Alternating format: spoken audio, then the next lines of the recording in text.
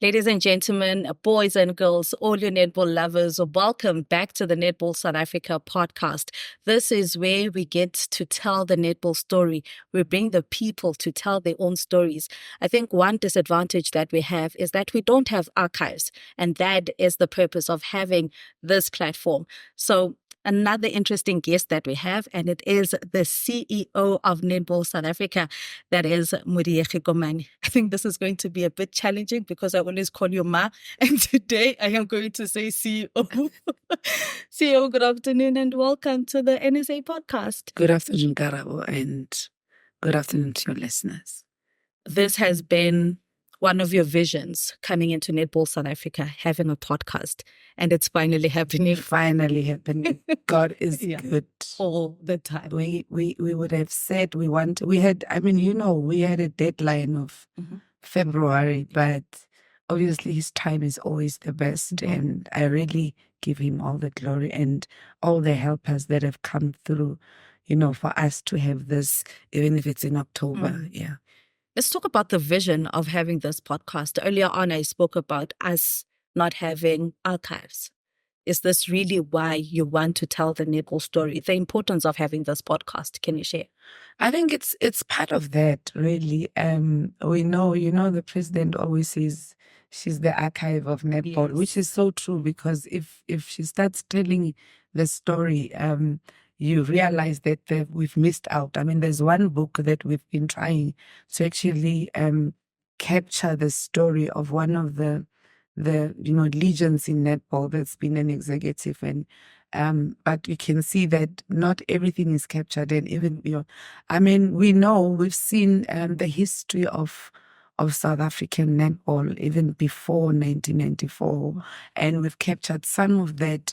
We've captured some of the pictures. We've captured some of the newspaper articles, and we're trying to resuscitate that and to keep that, as a memorabilia for us. However, a podcast really is something that is live. You can even capture the feelings of what is transpiring. And I think we're doing well. We've done well with what we've captured within TNL, within male champs, specifically for the podcast with the male champs. Now you imagine if we had the information and the visuals and the audios, even when it was only 13 teams, as the president had said, and it would have been excellent. But beyond that as well, we have to move with the times, and that's quite critical.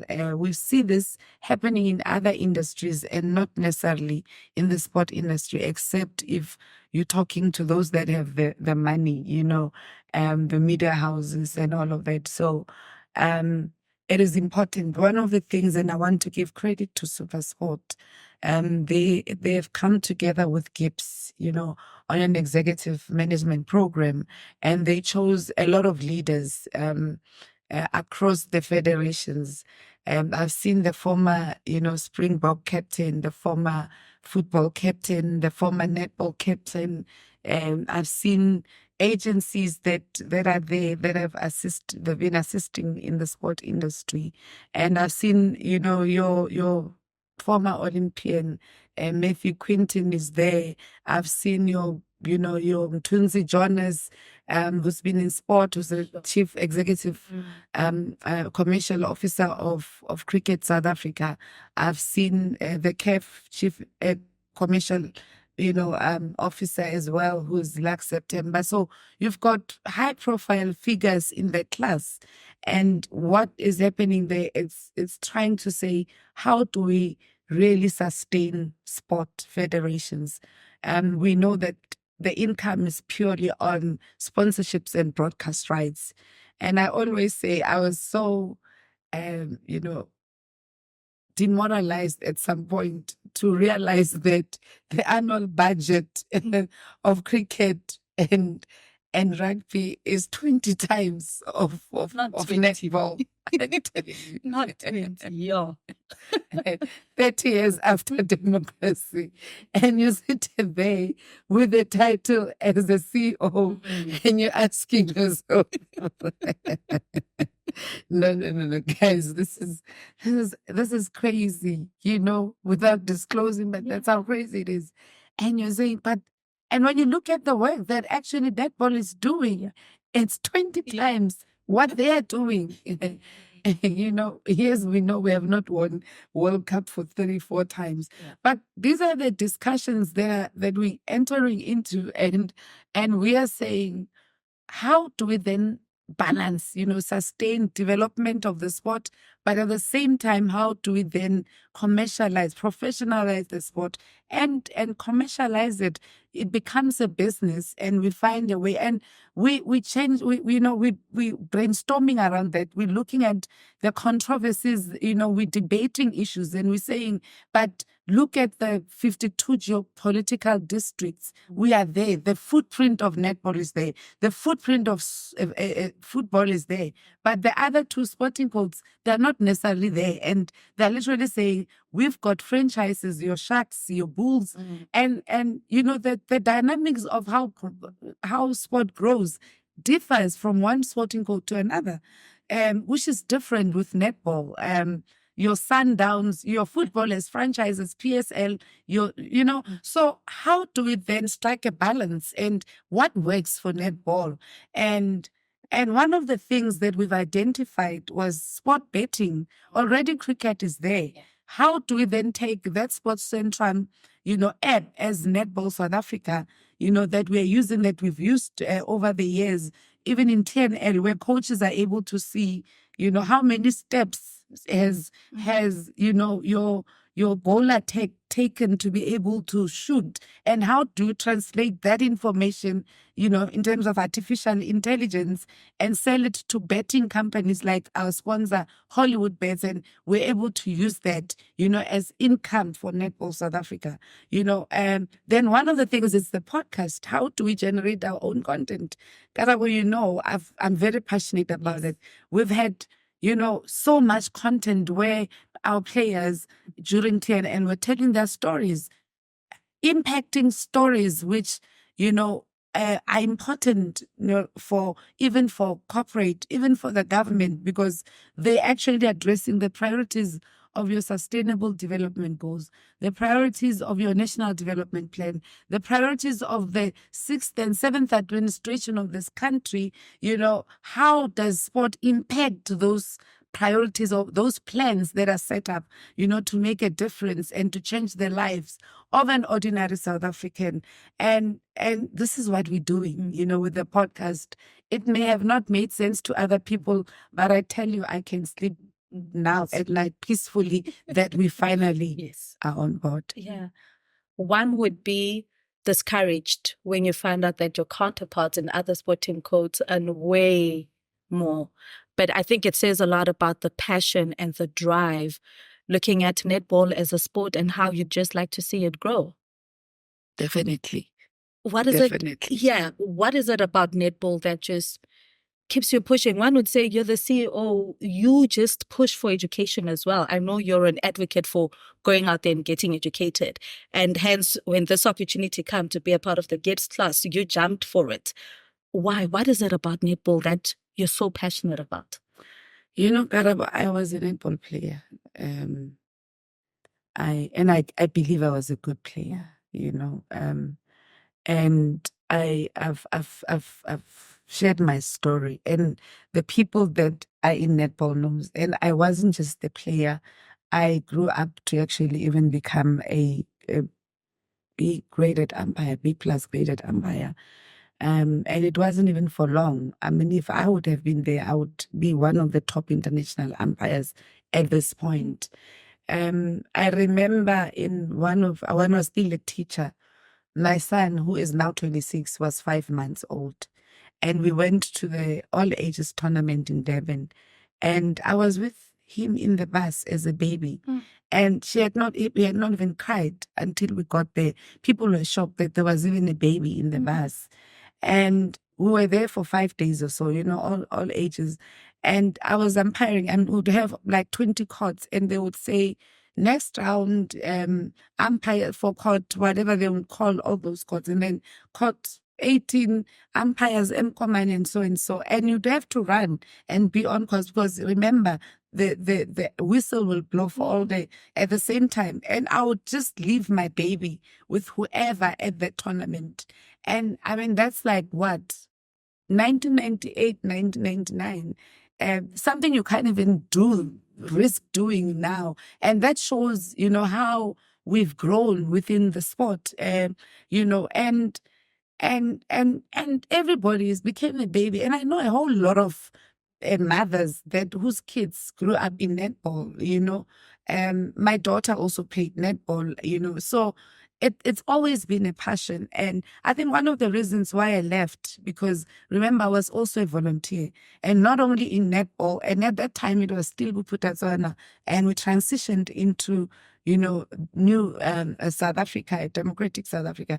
I mean, I was sitting I was also a multi-coded administrator. I was in the National Sports Council before 1984. And even then, I remember in 1993, I was in a team that was negotiating for sanctions to be lifted up so that South Africa can participate in the world. So, and then I worked with the First Minister of Sport, the late Honorable Mr. Chwete, and also I was in the ministerial task team of, transformation. I mean, he used to say transformation is like a wheelbarrow. You must exert show force and show direction. That's how he used to, Mam Pem Chwete always says, I'm the firstborn of Uncle Steve. So really, we come a long way with sport. And it's so sad, because I tell people, when we enforced transformation, when we removed those executive members in rugby, you relating them. And I actually am sitting in a class with the grandson now, and it was very like, really. and and also when we actually advocated for Ndambira Vele to be a president of Netball, so we enforce sport is the first industry to write an affirmative action policy in the country. It is sport. And sometimes people feel like we're not comrades enough. We have not necessarily fought for this democracy. We have. I have. I have. I tell people that I have a cousin that died, So my blood was spilled, actually, tactically. So people must not, because we took a decision to take a different route. If you remember, I think it was Douglas Musadi finally in one interview said to me, "You are strong in politics and political offices, and you're strong in sports. Make a choice." And I said, politics, because even sport is politics in nature. So, it has always been my love. I mean, I even went into government, and we did Love Life Games. I was I was a provincial Love Life Games coordinator of the Northwest Province, and there's been an impact that we've done. Netball was part of the sporting codes. I was a manager and a senior manager in sport in the Department of Sport in the Northwest. But I can tell you, we have actually formulated policies for this country. We have led as Northwest. We have led not only in sport, but also in recreation. I was probably the first director of recreation in the country, before recreation could actually be, as part of. So I take myself as an instrument, that has really made an impact in sport in this country. Whether it is acknowledged or not, it is beyond. But I can tell you, when we started Mass Participation Program, which was a program of the minister at that time in 2004, it was funded by a conditional grant. And,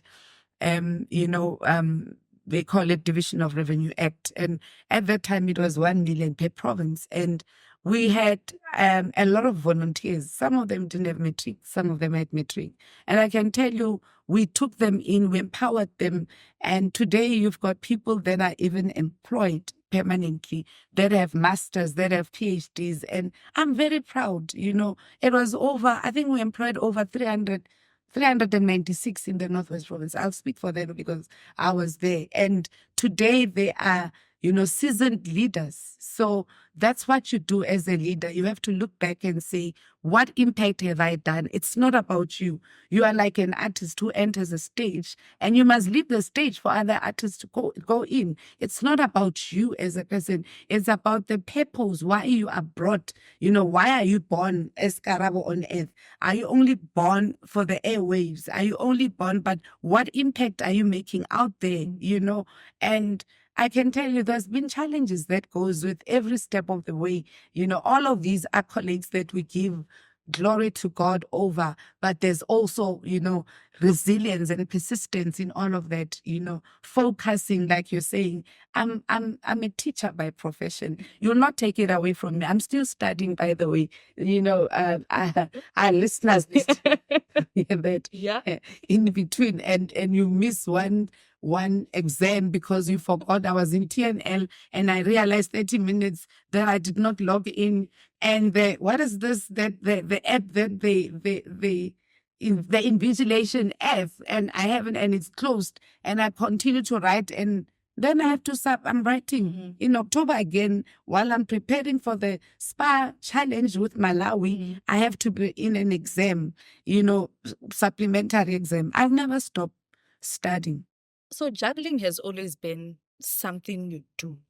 Because looking back with having your kid, umpiring, and everything else that you had to do, you still do it to this day. One would ask, how? I know women are multitaskers, but how do you do it as Modiegi? At the end of the day, you need to be grounded. There's something or someone that you need to believe in. You need to be grounded as a person. And what grounds me, and that's what's always grounded me, is the word of God. I believe we live in a democratic South Africa where we make choices. And I think even in our spirituality, we make choices. And I've made a choice to follow this Constitution, which is the Holy Bible. I've made a choice to follow and believe in God and nothing else, to believe in God the Father, God the Son, and the Holy Spirit. I believe in Jesus Christ. I don't have a problem in whoever believes in whatever, but I made a choice. As Joshua said, as for me and my house, I will serve the Lord. And that has always been my anchor. I get attacked, I get down, I feel down now and then. I get ostracized, I get criticized, persecuted. Does not start now. It has always, and I've got a brother who's always been my anchor, who always says, don't forget where you come from. Every time I cry and I say, this is what they've done and this and that. And he always says to me, listen, just be still and remember the worst that you've gone through. This you will also go through. But it has always been, grounded within the word, the faith of what the word says, and continuously, confessing the positive affirmations that are in the word, but being surrounded also by people of the same, believe, the people that would always motivate me. I'm not a soft-spoken person, and I will not be one, and I'm not going to apologize for that, unfortunately. It's unfortunate that some of us are in the ministry of deliverance, and when you deal with certain things, you cannot be nice, you cannot be hard. And I always pray to God all the time to say, maybe it is about time you place me in a place where, there would be understanding, in a place where I don't have to explain myself, I don't have to validate myself, I don't have to always try and explain, God, this is not what I meant, this is what I mean. And that in its own, is a challenge in, as leaders, as we go through, it is a challenge as we journey in life, so multitasking and understanding, dealing with stress on a daily basis, it's just who I am. And I thank God. I don't think if it was not by grace, I would be like this. Yeah, I agree. because you go through a lot. Yeah, I want to take it back. You mentioned transformation, and it was back apartheid days, working on policies, working on constitutions, bringing in transformation within sports that was seen as it's just a white space. As a young Black woman, what was it like? I don't want to lie. I grew up in Buputatswana, so it wasn't bad as when you would then, go out of the country. It was a country at the time.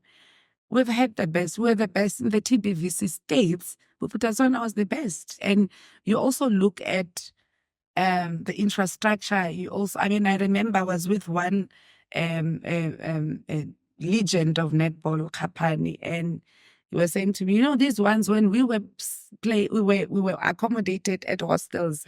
We were, then they were staying in hotels. The sister that we met earlier on, Ostumi Teki, so it was one of the best players in Buputatswana, and also my coach as well.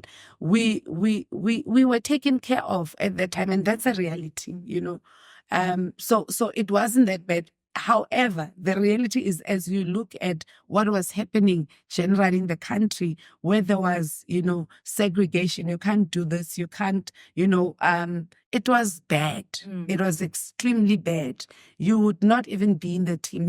If you were in the team, you would not be, I know what, even beyond 1994, we've had, Blacks like Uposhia that was part of the team, Mandu, the late. You look at those things, it was not nice because it's always been a dominated, space of those that are previously advantaged. However, we've seen evolution, we've seen transformation, we've seen our teams now, they're representative, and they don't go in the team with, in terms of the policy where you'd say, 6-1, 7-2, and all of that. Now they go into the teams on merit, and we are proud, with that. However, I think there's still a lot that must be done.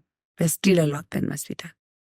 When did you decide, I want to go back to netball? Because you were doing well. Football, I know you had a stint in football, AFCON, and government. And then, did you miss netball? Is that the reason why you then applied for CEO? I think I didn't really, honestly. I think I happened to, and it was, remember the post was advertised twice. I applied. There's always been politics. I always make a joke and say, I thought I was seasoned with the ANC politics, but I've realized that the netball politics are bigger than what it is. And I sometimes ask the leadership how they cope or how they've been coping. Nonetheless, I've always been a sports person. I've always been an administrator. I'm a very strong administrator. That you cannot take it away from me. I'm a good policy developer. I can write from morning to evening. And that's the work. There's a lot of work that we've done in sport. And I think that's why the my role in as an administrator in the National Sports Council came in with NOXA, before even SASCO came in. And I worked also with football, with FIFA in the hospitality, but also in project management. I did All Africa Cup of Nations. I've participated in a lot of international events that were hosted in South Africa. But also I went out and I was a businessman and businesswoman, and I actually won a tender to do the entire project management of Africa Cup of Nations in 2013, and it was one of the best. We empowered over 120 companies. It was a multi-million project and it did well. I remember when within 2 weeks, we're supposed to fill the stadium and the capacity for 2 weeks, for the entire 7 games that were hosted in Royal Bafokeng was supposed to be 160,000 tickets sold, and we had only 10,200 tickets sold. But within 2 weeks, we were able to do that. That's the work that we did on the ground in terms of mobilization. We went all out, with activations, and it was a team effort, honestly. I was supposed to have made a lot of money, by the way, but it ended up on the people. And that would show you the kind of person I am and the ministry that would always drive you. But I've always believed that God places me in different areas and positions. And when my purpose is done, He actually moves me. And that's why I come back to your question, why netball? If you can see, even before netball, I've always been in political offices. And it started in Mpumalanga. People think it's only in the Northwest. I've also done that in Mpumalanga. And not that I knew any of the politicians. I was, literally referred to say, if you need a transition, political and administrative transition, there's a person who's a governance expert and he'll be able to balance the two. And I went and I served the MEC Shongwe. At that time, I was in the Department of Agriculture, and then I moved, as the chief of staff of the former Premier Mahuma Pelo, and it was at that time that it was really bad. And I said 5 to 7 premiers in 3 years, including those that were acting. And then I went to the office. Obviously, there was also another crisis that I had to deal with in the MEC's Office of Public Works and Roads. And I can tell you, by the grace of God, there's stability that comes in at that time when I'm there. And I think I was tired of government. I was tired of, serving politicians. Sometimes it's not easy. It takes a lot of maturity to understand and to be able to do that. And I felt I wanted to really have more time to serve God and to do what God has called me to do. And I think that was why when these opportunities came in, remember, even before I came to Netball, I was a CEO of Led Business Council in the built environment. And I think I keep on seeing that God is using me to rebuild the walls. As in the book of Nehemiah, King Hezekiah was rebuilding the walls of Jerusalem and the temple of Israel. And I see that in the different mountains, whether it's government mountain, whether it's the economy mountain, whether it's the entertainment, sports and arts and culture mountain, whether it's the education mountain, everywhere there's a common element of rebuilding the walls. And once that is done, because it's a strong governance element that I have to build in, we serve a God of excellence. There's a book of Isaiah that speaks about God being the legislator, which is, the legislator, which is the judge, God being the king, which is your executive income, and God being, the 3 arms of government, the judiciary, the executive, and the legislature. So that scripture speaks to me as a person to say, we think that how government is formed, it's not necessarily speaking to the Bible, but it is, because that scripture is there. So I've seen myself in different industries, but there's one common element, which is really rebuilding the walls and also making him relevant. There's the Lord's Prayer that says, let his kingdom come down, be on earth as it is in heaven. And I think that's what we're trying to do. That's what we need to really leave him on earth. And I was talking to some executive producer and I said to him, we need to come to a space where we stop spiritualizing things and we leave them, because I don't know how many people are actually understanding, and know that scripture, that the 3 arms of government are actually in the scripture of Isaiah. So that's where I see myself. It's not, I happen to be, it would have been rugby, it would have been cricket, but it was a plus. And maybe God used netball because there are people that know me from netball. So it was going to be easy for me to be, accepted. However, it doesn't mean there hasn't been challenges. Sure. Back in government, there's always this thing that men are always on top. You know, they will take you seriously if you're a man, and you've got a strong character. And I think it's a character that some of us lack. You know, we want to be in leadership positions. There's young people out there that want to be in those leadership positions, but character-wise, they're not as strong. How would you advise them to just face the battles as they come? Karamo, that strong character will get you into trouble. Hey, don't even talk about it. It's just who I am. I'm not acting up. It's just who I am. But like I said, Karamo, we're not the same. Yes. And I don't think even a psychologist can explain why you are wired the way you are. Yes, there'll be philosophies and, you know, to make it relevant, but there isn't.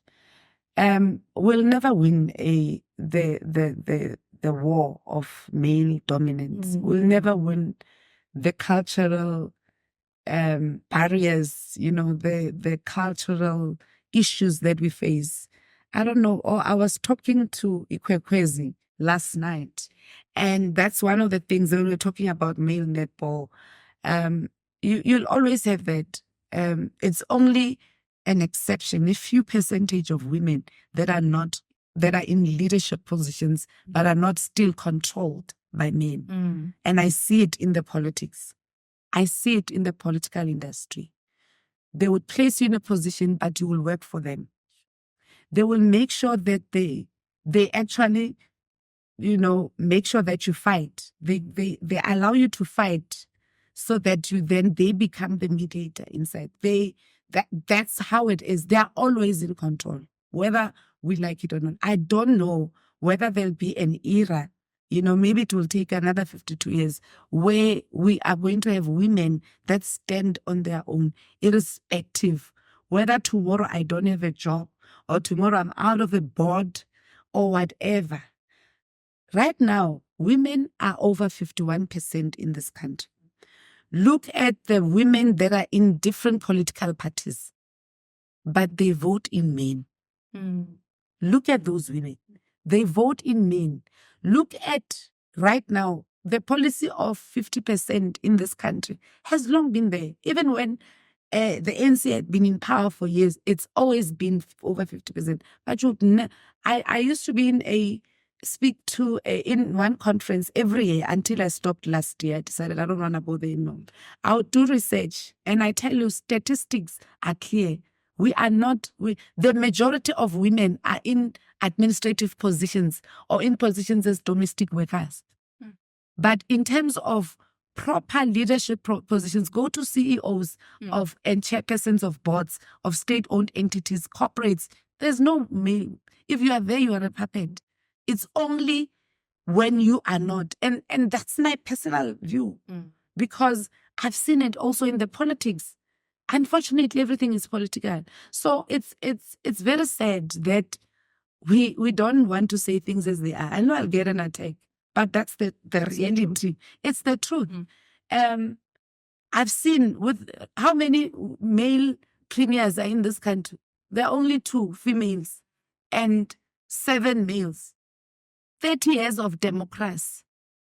How many ministers, how many deputy ministers, it's mayors, go down and check it. And how many are also in positions, but they are their own people. I don't want to talk about political mandates or, government mandates. I'm talking about being bold. And once you do that, you are removed. You are not deployed. It's it is what it is, unfortunately. And that's why I've always said, and maybe that's why I actually left, because I felt, God, why don't you give me a stream of income where I can serve you and I can be able to make a difference, without being controlled? Because it's like we've got gods with small g that we must bow to have a job, that we must bow to be relevant, to be in a board, to be deployed and all of that. It cannot be.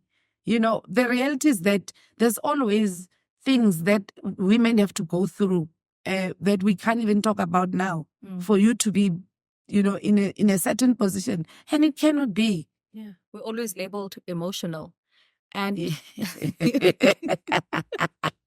You see, she wants to get me fired. No, I don't. But it's just that these are conversations that we should have. I've got this belief that young girls, you're in a position, in a leadership position, and I can see myself through you. Mm. I think for the first time, people are going to see you in a weave. You usually don't have a weave on. You're always natural. There's a young girl out there in a village that sees themselves as you, and they need to hear the truth of what it's like being on top. Not always hearing stories, Yeah. So I think when I had an opportunity to sit down with you like this, I'm like, I want to get that out of you so that you tell your truth, so that the young girl out there that is watching this knows the truth. That, you may be soft, you may not get your way, but you maybe have a strong character as well. You may not have your way either. That's so true. Mm-hmm.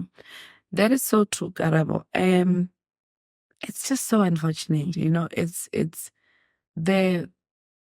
I don't know when are we going to be free, because we are not. Yeah. I don't know. We think freedom is what has transpired over the past 30 years, but we are not free.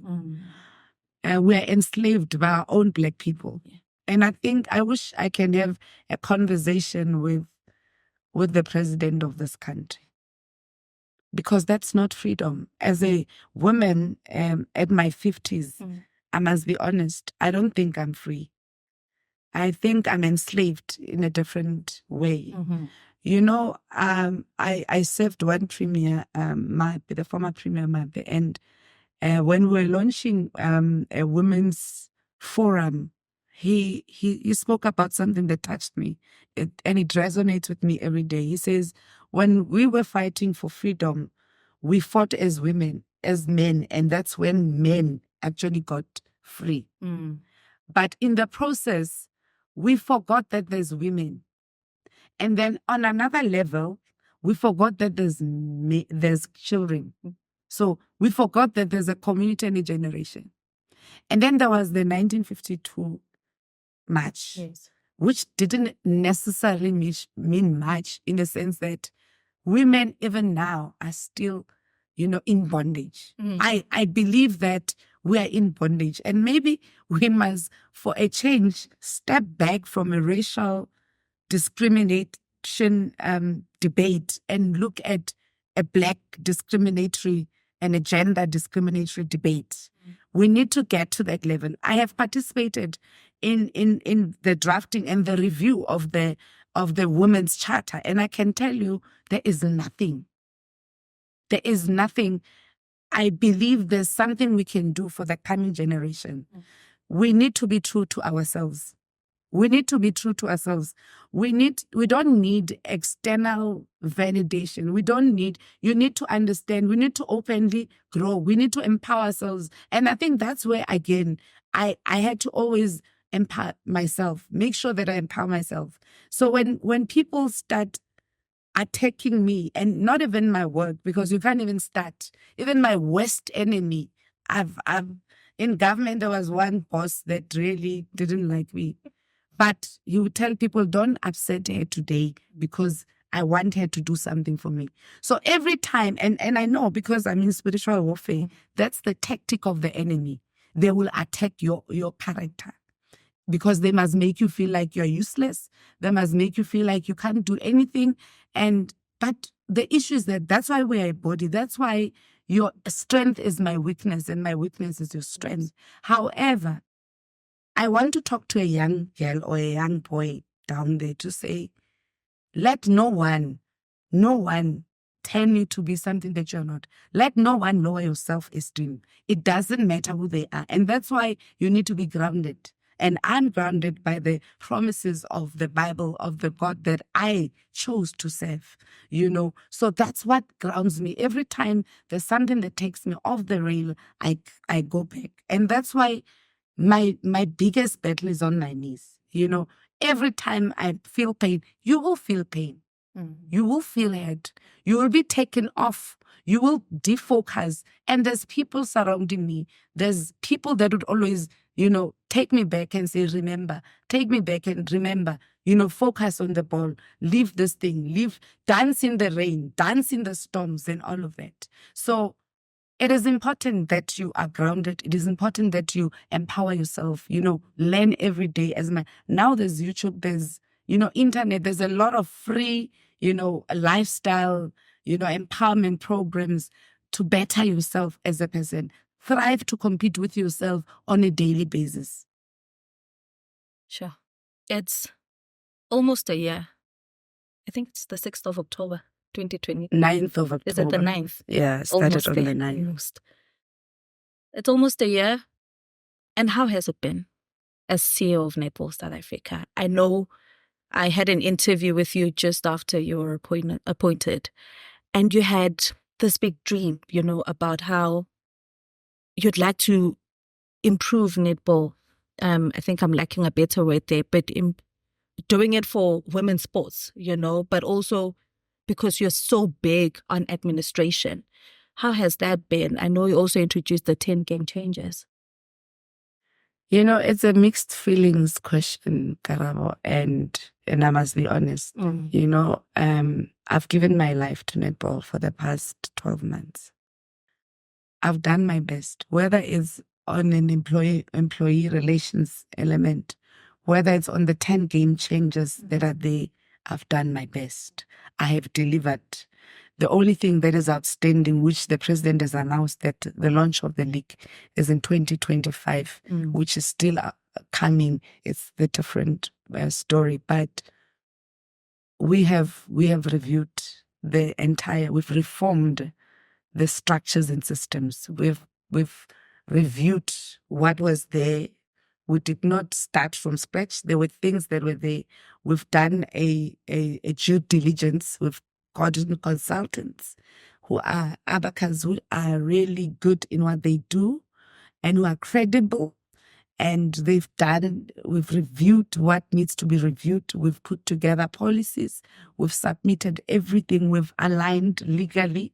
NSA is now an NPC. And the directors who are EXCO members are now directors, and they are, bound by the Companies Act and the Kingsford Report in terms of core skill and diligence in what and how they handle themselves and how they handle the organization. We have made sure that we empower the staff. We've had so many workshops with different people, others paid, others unpaid, because we wanted the best. We've got a strategic plan as an organization, with annual performance plans. We've reviewed the structure. We've made sure that it's not about Karabo as a communications person, but it's about the position and what the job description of that position entails. So even if you are not there, the only thing that is a challenge, honestly, it's the funding, because people are underpaid. There's no funds as an NPC, and with that money. And remember, we've had to lose the Project Victory, which was meant for 2023 Netball World Cup, because it's passed. So it was a reduction of income, but we've brought in, we were able to sign, with Spires, also, and others that will actually be launching soon. And we are negotiating with others as well. But the most thing that I really thank the president and the team for is allowing me to be part of the Super Sport IPS program, because I see another door, unfortunately, with that. I'm learning with the big shots. It's been amazing. And part of reviewing, it's also what is happening now. They are assisting even on the commercial side to look at, and Super Sport is also part of that, to say, how can we assist Netball South Africa, because there's a whole lot of, when I came in, I said we are undervaluing ourselves. And fortunately, the experts are actually saying that with our properties that we sold to sponsors, and that's a reality. And we are reviewing that, and we hope through the program, sponsors would not feel bad and feel like we're not grateful, but we're getting into that element. But most of all, we've also launched and appointed a board with the investment group, which is high profile, business people that's going to assist us, to turn netball into a business, that is sustainable. It is not an overnight thing, but we see the progress in what they are doing. So with what really under the leadership that we've achieved, for me, it is something that we have done that really has not been done over the years. I may not have been active, but I've been a member of Netball South Africa. We've hosted a number of tournaments, which were successful. Looking at the Netball World Youth Championships or Cup for the under-21s next year, I think that can go as, a tick as well for you. The Baby Proteas did well. They even qualified for the World Cup next year. I think we hosted TNL for the first time. TNL was long, and it was successful. Let's look at the tournaments. Let's look at the growth of netball and how it's really growing in the different communities. No, it is. I know of people who would say, oh, we didn't even know there was a netball, there was netball. Yes. But honestly, there's been growth even before I came in. There's been a lot that has been done. And we really give credit to the current and the former executives. They've done well under the leadership of the president.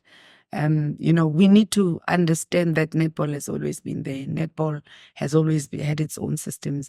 There's always evolution. There's always growth all the time. I really want to thank them. I've had support, and I don't think without that support, I would have been able to have pulled through the team. I've had support even in the office.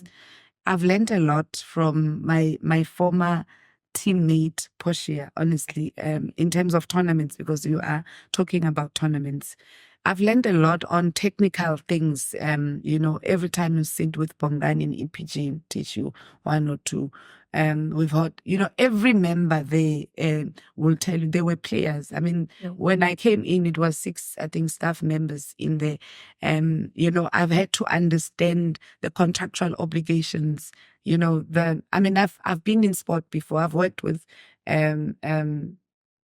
one lady who was I forgot the name, but we've always worked on the branding and all of that. So it was coming back to that space, but sitting and understanding, sitting down with Ron, what do you do? Merchandise, commercial, how do you place the logos on the training kit of the spa proteins, the logos on the match kits, what we've been dealing with earlier on, placement of logos, what do we do? All of that. And benchmarking, obviously, we've gone overseas to look at the facilities, to look at the different super leagues, to play with the national teams. And we've seen our team, is highly competent. It's just one or two things. And I'm positive that we'll be on the top 3 of in 2027 as a country. I believe South Africa is ready. We've seen the growth of the sport. And I wish that the corporate would really come through for us, especially on the ground. If we're able to raise funds just for districts, raise funds just for provinces, to have their own allocations from Netball South Africa to be able to run, because they're doing a great job in identifying their talent on the ground. And that's one of the things that we're still pursuing. We've got an energetic, highly driven president that, focuses, and when he says this must happen, it happens, makes sure that, netball benefits at the end of the day. So we're really grateful to each and every player out there, to each and every volunteer out there, to each and every fan, Mama Joy, who's the other one? Yeah, so, Mama Genevieve, all of those, we really thank them. We really appreciate the volunteers, the executive members in the districts, in the provinces, technical officials, umpires. People are using their own money. I've been a volunteer. I've been in these positions. I know what it takes. It's a lot that comes out of your own pocket. And we really appreciate that. I really appreciate each and every one of the people on the ground that have supported me. There was a time at TNL, I was staying in the car because I would break down all the time. Every wrong thing would be portion to me, but every good thing, everybody will take credit. And I've had people that I didn't even know that know me, that supported me. I think more than anything in netball, people that are not in positions are the ones that have been so supportive, irrespective. And I want to thank them. And I think this is an opportunity for me to do that. They've supported me, in the 12 months, of this journey. And I think in reality, something a lot of people don't know, you touched on it a little bit, is that, yeah, we're still not professional. And it means that a lot of people involved are volunteering. Can you just talk about that? Because people overlook that, but it says a lot about how people are dedicated to the sport, the growth of it. They will travel even as far as the Northern Cape, and come and be a part of a tournament just to make sure that it's a success.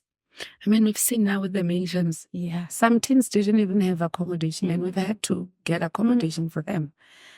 Because that's the love of the game. That's the love. That's the passion. If you talk to the specialists, they'll tell you it's in the cell memories. And that's why, once I start exercising, whether it's jogging or walking, it brings back the skill doesn't go anywhere. I mean, I can go on court, I would be tired, but you won't win, in terms of the skill and the experience. Volunteering, it's quite, and that's why people are so passionate. That's why you see the politics. People go all out, because they are volunteering their time and their effort. It's not only even the money, but also their time. People take time off at work where they're paid to come and do this, and it means a lot. And I think we need to get to a point where we advocate more. We at some point, and I'll give you an example of Bophuthatswana. What Bophuthatswana did at the time, they took the national players and they placed them as sports officials. So we need to come up with a model that actually makes sure that we don't lose this talent. Like Bo, now Bo is with UJ, and now is going for the finals. Just 1 year, being a coach. So that we need to break the stereotypes, and that's why we need to accept that there's going to be innovation over time. We're not saying things are wrong or things were done wrong, but there's going to be innovation, and let's move with the times. Let's see how we don't lose out. You've got Karla, who is a dietitian. How do we make sure that Karla is within the system? We don't lose out on these players. We don't lose out on these officials. We take these top officials, we place them, and we're able to use them as well as a federation. Yeah, I think you touched on varsity netball there. It was interesting to watch when you're watching the bench. You're just seeing former players there, and current players, because Karla and Kanyesa are with UFS, and Ubongi now going into that final. And I know players like Uchina, who's a former Spa Protea. It's just amazing just to see there is space for former players. I know in other sporting codes that is a struggle. Former players are like, use us, we are here. But in netball, we're seeing you using them. That is great. Yeah, that's great. Jamie, Zanele, I mean, we can Supersport, their presenters are former netball players. So we need to open that door. I believe not only even in the sports fraternity, but in other areas, where they can actually add value. The more we grow as a sport, the more we've got money as a sport. You use the same players also in development clinics across the country, whether it's umpires in schools, out of school. Yeah. We're headed towards the Spa Challenge now. Malawi is coming to South Africa. That is exciting. We're looking forward to that. Tell us more about that. Yeah, that's very exciting. I mean, we know Malawi is playing very well. It's one of the best teams in Africa and in the world, and we are hosting them for a 3-test series end of the month, and we have been engaging them, and we are on board. We've got a project team that's been running meetings every Wednesday, and we are on course. And it's one of the properties of SPA. It's part of the contractual obligations that we have with SPA, that we have an international test series in the country, and we're looking forward to that. And we're looking forward to that arena being full. Obviously with being hosted by the city of Joburg, in Gauteng. Yeah. Yeah. And later on, the Spa Champs, I just like the fact that you were focusing on the national team, we're focusing on the semi-professional players. I'm now talking TNL, for example, but you're not neglecting the young ones. And I know development is also just one of your passions. Yes, yes. And one of the rules that, I found there, which was, exciting, was that you cannot play TNL unless you play the Spartans. Because, you've got your national players who would not necessarily be able to participate, or other players that feel like, no, we've arrived. So they are forced. And that makes, it raises the profile actually of the Spa Champs on its own. So we're looking forward to the Spa Champs that's coming in December. Let's go light now. I think we've been a bit heavy. What position did you play as a player? I was a center player. I was asked to take you so. She's just here. Yeah. Ask her. I was a center player. It was only, there was a time I played even for Satu, ne? I started teaching when I was 20, Karabo. I completed my matric at 16 and I didn't jump a class. I started my grade 1, sub A. It was called sub A at that time. When I was 4, and I was very intelligent. Oh, is that why? By the way. No, there were no rules like now. Oh. So I started teaching when I was 20. So that some of the learners I taught in Bafiti Middle School, and I was even teaching them netball. I remember we were playing under 23. I was younger than them, and I was teaching them, and they were in the secondary school. So you get what I'm saying. So I started at a very, so as I was playing for Satu at some point, I was pregnant. At 7, I think the provincial trials, I was 7 months pregnant. And I went for the national team. Modiegi Komane. Yes, Modiegi Komane. And at some point, I'm telling you the truth. Angie Komo will tell you. We were playing together. At some point, when we were at the national tournament in Durban, they actually said, myself and Angie are not players. They are not teachers, we're players. Then we showed them, they said, no. The head office in Mafeking have to send us a letter as well as the pay slip at the time to show that, and then against our IDs. So I started teaching when I was very young. And what was it like as an umpire? That journey for you, what would you say has been? Then if you ask me where I felt the most discrimination, it was at that time. And I think that was the time where I decided I can't do this anymore. And I moved on. And I left netball. And what's that one song that you play and it just keeps you going? Really? That one song. I'm a worshiper. I'm a worshiper. And there is a song by Israel that says, Isali ule modimo, when it's tough, I tell you, and especially this past 12 months, I'll play it over and over and over again. It says, whether it's been decades, ages, you remain God.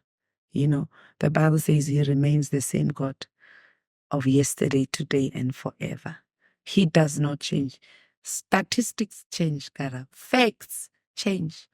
This morning, the fact is that the temperature was 5. Yeah. And then afternoon, it's 6. It's a fact. It is. They change, but He does not. He does not. I always challenge people and say, whether you are a believer or not, tell me of a scientist that will tell you why a man is created the way he does, why a man is created, why the heavens are like this, why is this called water? Who did that? Who created those things? And there's no answer. Is pap and cabbage still your favorite food? Yes. Yes. Still. And the brown one, the one, yes, oak. That beef stock, that's my favorite. CEO, I really wish we had much more time. You and I can go on and on and I on. know. Yeah. But thank you so much. I think more than anything, I appreciate the honesty. I appreciate who you are. And you saying, Khore, this is who I am and I don't have to explain myself. I think that is my biggest takeout out of this conversation today. And I thank you for being you.